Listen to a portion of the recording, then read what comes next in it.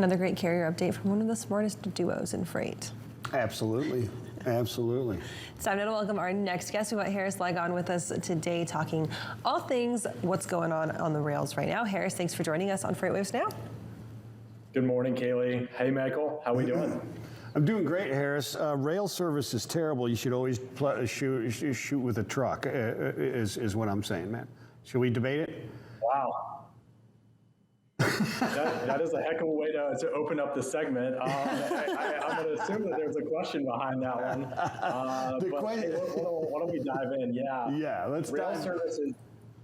Well, what I wanted to ask you is this, was when we look at rail, we look at the uptick in volume that is out there, we always talk about urgency, right? And it seems like when there's less urgency, rail improves, especially off of the West Coast, so there's more volume there. Are we giving it its due its fair share of respect, or what are we talking about here? Why does that occur? Yeah, good question. So I think the way to think about this is that truck is an excellent point-to-point, needed to be there tomorrow, kind of very precise instrument for the supply chain. I think where we find great benefits for shippers, and I think overall the supply chain is, the rail networks have a ton of capacity and they have very consistent schedules, generally speaking. And I think one of the things that we've seen is that there continues to be a really strong cost competitive advantage as it relates to international intermodal and domestic intermodal as well. However, I think one of the situations that I think we're starting to see, and I think FreightWaves has done a good job of covering, is that there has been a significant pullback in consumer demand, and there's a lack of restocking going on right now. So there is greater capacity available across all of the modes. So when we think about trucking, the prices are beginning to come down, capacity is beginning to free up in specific markets, and I think that does create some interesting opportunities to take mode conversion back away from rail, put it on truck, and execute in a much more consistent time frame. I think to go a little bit further in your question, rail service has been one of those situations that I think has been under scrutiny a little bit more. It has, and I open with that comment just because it is such it has in the past been such a thing where we put it on the rail and the customer would be so upset that it's on the rail, but then when the service was absolutely just fine, you heard nothing. When in all actuality it is a great mode to go through.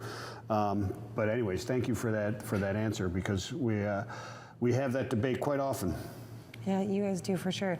And Michael Vincent came out just like absolutely guns blazing with that question. So I'm going to make it a little bit easier on you, Harris. Let's talk about some of that perception that's going on right now. And you mentioned that rail's under a little bit of scrutiny, and I think not only just from kind of this public perspective, but also from a government perspective as well. We've got a lot of companies entering some mergers. The CSX Pan Am short line acquisition was just approved by the Surface Transportation Board last week. Let's talk a little bit about some of the STB, what they're looking at right now overall when it comes from a merger standpoint, from even a rules-making standpoint.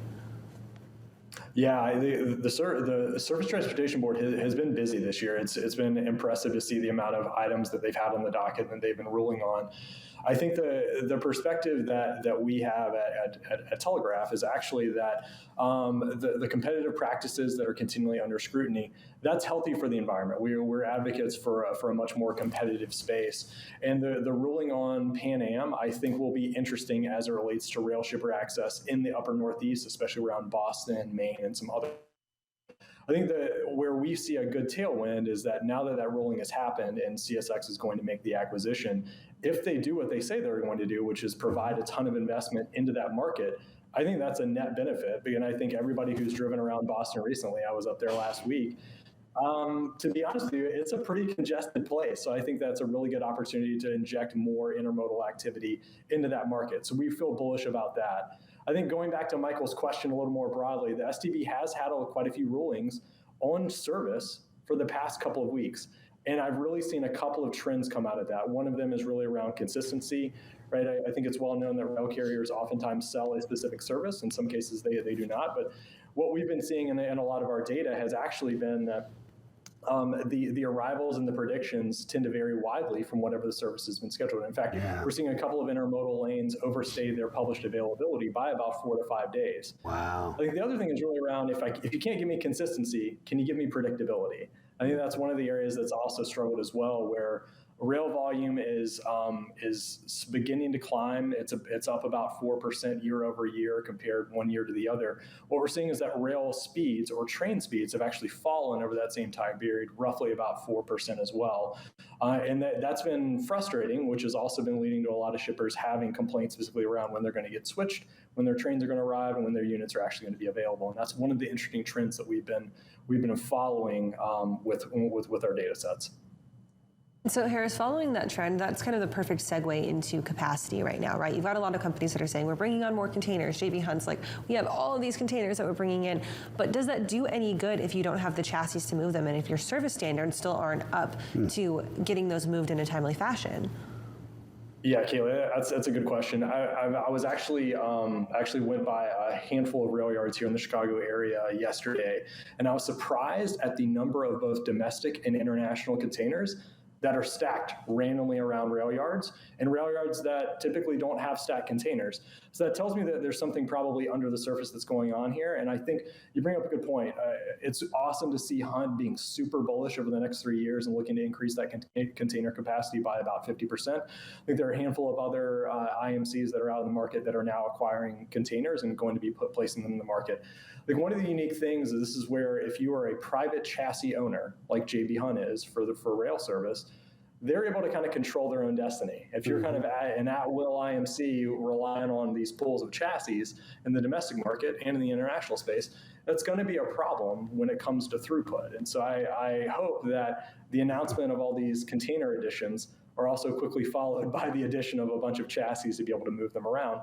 Otherwise, it's actually a net negative for the environment because there's not enough capacity to be able to move these containers around without the chassis. So Harris, let's talk about that throughput issue as it pertains to the maritime ports, not just the railhead ports here, right? You've got this backlog happening on the East Coast, with more and more coming that way, obviously, and there's concern about the potential labor issues. The contract up in July 1st, they are talking, but people diverting, and then you've got Shanghai shutdown that is potentially a dam holding back this tidal wave that's going to release, as people are starting to think will happen. What's going on there, and what do you think the outlook is? Yeah, Michael, leave it up to you to have me come on and eat crow, because it was, a few months ago where I was telling everybody to just ship over to the East Coast. Yeah. And what we're seeing now is you've got the Port of Savannah, the Port of Charleston, even the Port of Virginia, that are all basically saying, hey, we expect this kind of lingering malaise to last for probably weeks and months. And I think one of the interesting things that we're seeing, and back to Kaylee's point, it actually is chassis related. There are not enough pool chassis available in those markets to create good throughput. And I think what you're also seeing is that there's been some trends where I think drayage providers and carriers in those markets are beginning to ask for higher rates, because they're spending more time at ports, they're spending more time at facilities, they're not being paid out the appropriate accessorials or detention.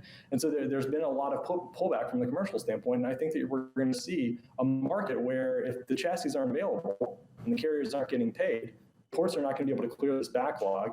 And so going back to your other point about what's going on in the West Coast and beyond, yeah, I think there's going to be a couple of more ugly bubbles that are going to be coming down the pipeline in the next couple of months. They're going to lead to larger delays and more ships being anchored off the coast, no matter what port you're looking into. I think if anybody's going to make a smart play right now, it's probably for the Gulf Coast, but I recognize that we're probably talking weeks and months before those shipping schedules are actually going to be published. So, Harrison, risking bringing up another hot topic is the chassis pools and the difficulty with the chassis, right? I mean, we're talking a year or so. It's been start talking about gray pools of chassis and that debate, which there are heated arguments on both sides of that. How do you see the availability of chassis and fixing that problem to have those available and have that logistical network and supply chain of chassis to move these containers faster?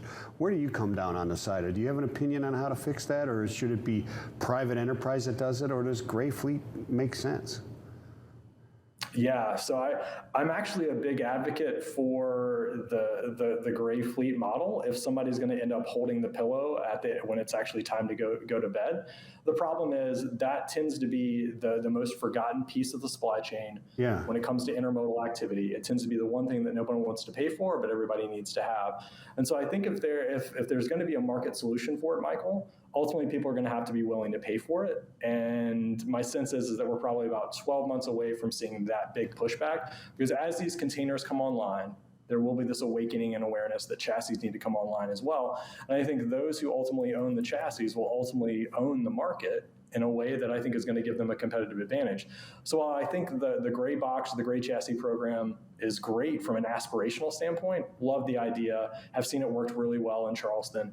The challenge is that if nobody's willing to pony up for the maintenance and the repair and the repositioning, the entire system eventually comes down. And so I actually think that there will be an interesting opportunity for folks like Track, Cheetah, a couple other leasing companies to really kind of pony up, but the unit economics on what they're paid per trip is actually going to have to change fundamentally, which means those costs are going to come back to shippers, which means you, Kaylee, and I, and everybody are going to have to probably pay more when we're receiving things via our local stores.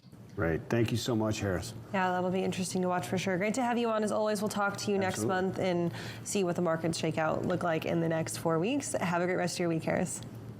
See ya. Good to see you. Thank you, Harris. Always insightful. Love talking to him. I know. He's one of the best guests I think that we get on this show.